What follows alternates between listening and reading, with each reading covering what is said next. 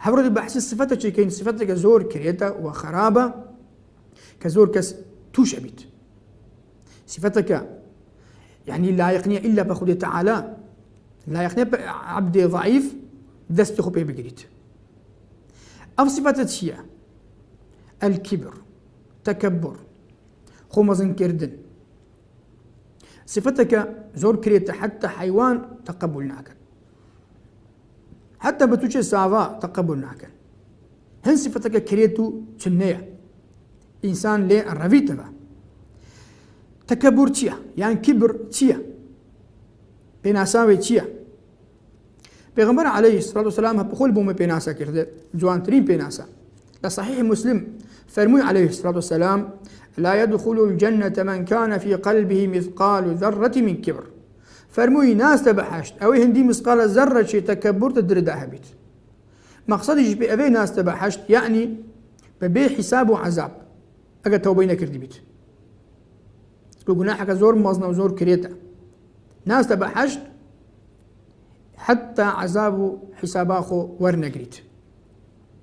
صديق الصحابة فرموي يا رسول الله باش لتنقش لمعناي معنى تكبري لتنقش باش قلت يا رسول الله إن أحدنا ليحب أن يكون ثوبه جميلا ونعله جميلا فرموي يا رسول الله أجر تكبر أذبيد والله ما حزكين زلجما جوان بن بيرافي ما جوان بيد پیغمبر صلى الله عليه وسلم فرموي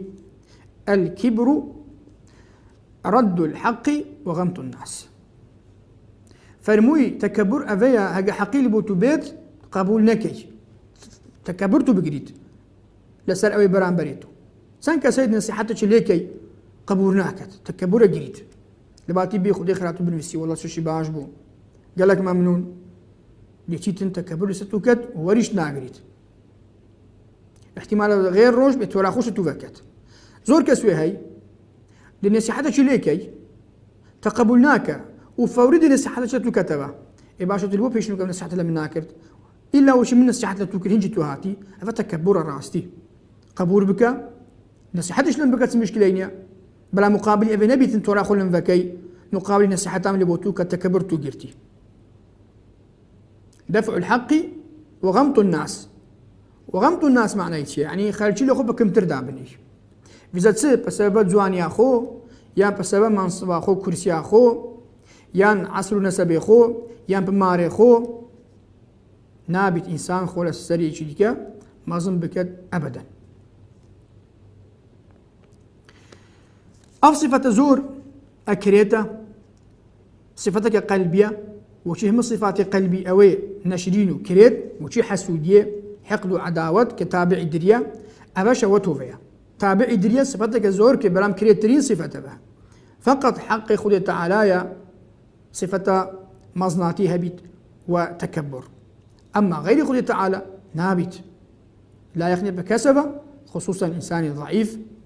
ولاواز كهم أزاني اللي تخلق بوي وعندك أبين الكبر حمق لم يدري صاحبه أين يضعه